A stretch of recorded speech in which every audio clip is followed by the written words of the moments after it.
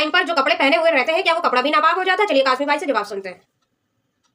अच्छा जी, number 3, periods के कपड़े जो हमने पहने होते हैं उसमें जो दुपट्टा होता है क्या वो नापाक होता है? क्या उस दुपट्टे को कोई बिना पीरियड्स वाली औरत नहीं पहन सकती?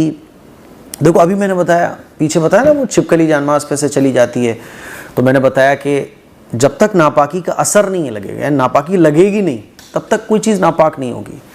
तो पीरियड में दुपट्टा क्यों नापाक होगा? कपड़े भी नापाक नहीं होंगे।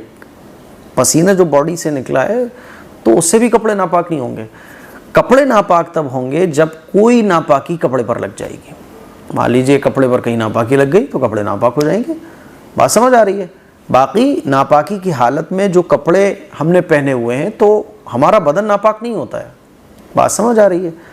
ना नापाक आदमी का, देखो नापाक एक तो होता है वो नापाकी जो जाहिर में नज़र आती है, निजासत हकीकी उसको कहा जाता है। एक निजासत हुक्मी, निजासत हकीकी वो नापाकी जो हमें नज़र आती हैं, पेशाब पखाना, टॉयलेट, गंदगी वगैरह, ये सब हमें नज़र आ रही है तो इसको कहा जाता है निजासत हकीकी। और एक होता है निजासत हुक्मी, यानी शरीयत ने कहा है कि ये नापाक है, उसको निजासत हुक्मी कहा जाता है। तो निजासत हुक्मी भी फिर दो तरह की है, हदस असगर, हदस अकबर, है ना। हदस असगर छोटी नापाकी, जैसे आपका वुज़ू नहीं है। हदस अकबर, आप मान लीजिए आप पर गुस्ल फ़र्ज़ हो गया तो इसको हदस अकबर कहा जाता है। तो ये छोटी और बड़ी नापाकियों को निजासत हुक्मी कहा जाता है। तो जो निजासत हुक्मी वाली नापाकियाँ हैं उससे हमारी बॉडी नापाक नहीं होगी।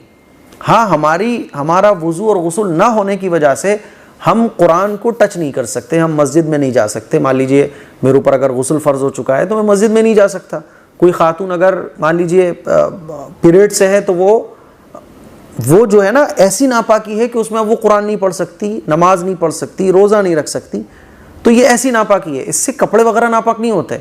कपड़े वगैरह जो नापाक होते हैं वो निजासत हकीकी से नापाक होते हैं। कोई नापाकी, मान लीजिए ब्लड हमारे अंदर से निकला, हमारे पीप निकल गया हमारे अंदर से, है ना, या कोई खून वगैरह हमारे अंदर से निकला, तो वो कपड़े वगैरह, जानमाज, ये सब चीज़ें नापाक तब होंगी जब निजासत हकीकी हमारे कपड़ों से लग जाएगी। बात समझ आ रही है? जैसे पसीना है, पसीना नापाक नहीं है। बात समझ आ रही है? तो इसका जो ताल्लुक़ है पीरियड का वो निजासत हुक्मी के साथ है। और निजासत हुक्मी में क्या होता है कि हम वो इबादत नहीं कर सकते बस, बाकी हम कपड़े पहनेंगे तो कपड़े पाक रहेंगे। कपड़े वगैरह जितनी भी दिखने वाली चीज़ें हैं वो तब नापाक होंगी जब उस पर कोई नापाकी दिखने वाली लग जाए।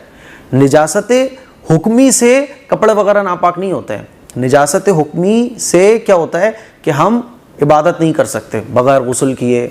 बाज़ इबादतें ऐसी होती हैं जो वुज़ू नहीं होगा तो नहीं कर सकते, जैसे नमाज नहीं पढ़ सकते, तो उसमें वुज़ू करना ज़रूरी है। ठीक है, बहुत डिटेल से मैंने समझा दिया आपको।